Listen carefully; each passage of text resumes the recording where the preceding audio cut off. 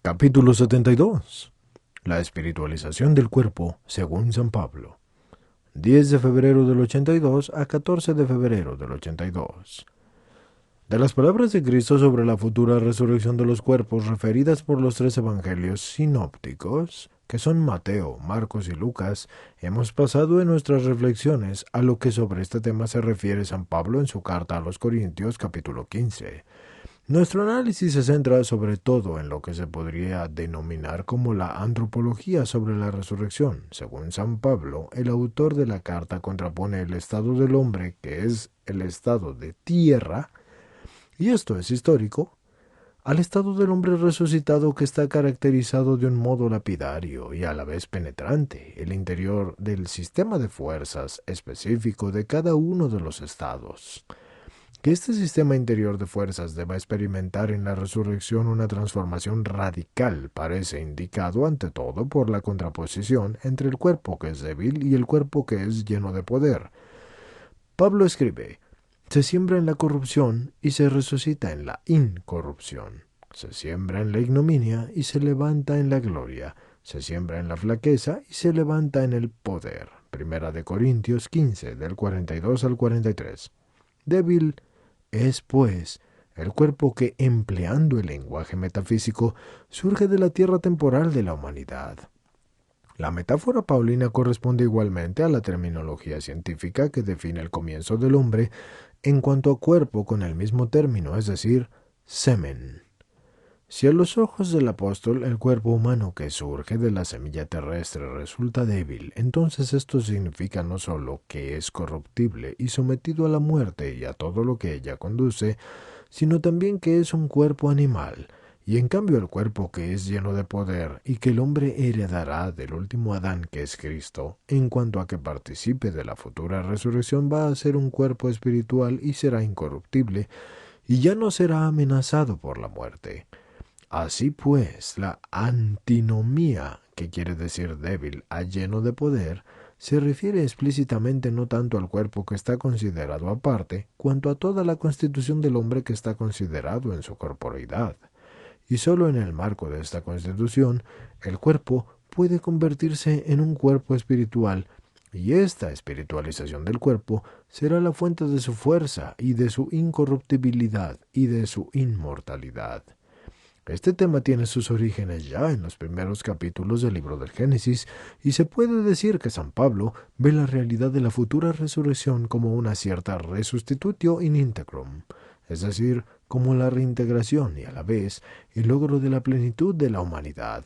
Y no se trata solo de una restitución, porque en este caso la resurrección sería en cierto sentido un retorno a aquel estado del que participaba el alma antes del pecado, al margen del conocimiento del bien y del mal. Génesis 1 y 2. Pero este retorno no corresponde a la lógica interna de toda la economía salvífica, ni al significado más profundo del misterio de la redención, restitutio in integrum, vinculada con la resurrección y con la realidad del otro mundo. Puede ser sólo una introducción a una nueva plenitud, y esta será una plenitud que presupone toda la historia del hombre, que es formada por el drama del árbol de la ciencia del bien y del mal en Génesis 3, y al mismo tiempo penetrada por el misterio de la redención.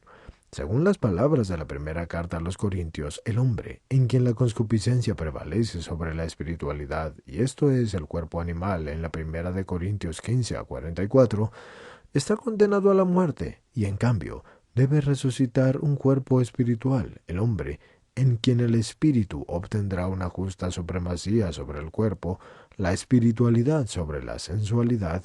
Es fácil entender que Pablo piensa aquí en la sensualidad como una suma de los factores que constituyen la limitación de la espiritualidad humana, es decir, esa fuerza que ata al espíritu, y no necesariamente en el sentido platónico, mediante la restricción de su propia facultad de conocer y ver la verdad, y también la facultad de querer libremente y de amar la verdad. En cambio, no puede tratarse aquí de esa función fundamental de los sentidos que sirve para liberar la espiritualidad, y esto es de la simple facultad de conocer y querer propia del compositum psicosomático del sujeto humano.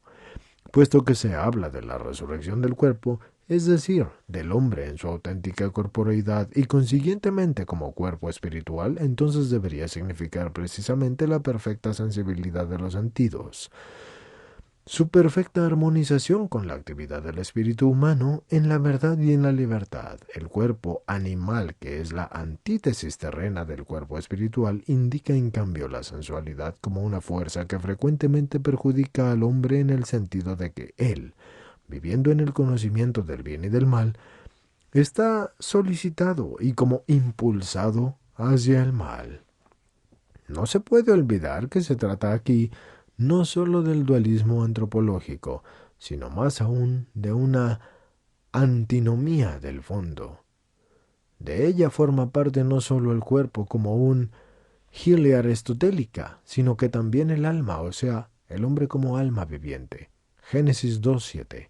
En cambio, sus constitutivos son, por un lado, todo el hombre, el conjunto de su subjetividad psicosomática y en cuanto permanece bajo el influjo del espíritu vivificante de Cristo, y por otro lado, el mismo hombre en cuanto a que resiste y se contrapone a ese espíritu. En el segundo caso, el hombre es un cuerpo animal, y sus obras son las obras de la carne. En cambio, si permanece bajo el influjo del Espíritu Santo, el hombre entonces es espiritual y produce los frutos del Espíritu Santo. Gálatas 5:22. Por lo tanto, se puede decir que no solo en la primera de Corintios 15 nos encontramos con la antropología sobre la resurrección, sino que toda la antropología y la ética de San Pablo están penetradas por el misterio de la resurrección mediante el cual hemos recibido definitivamente el Espíritu Santo.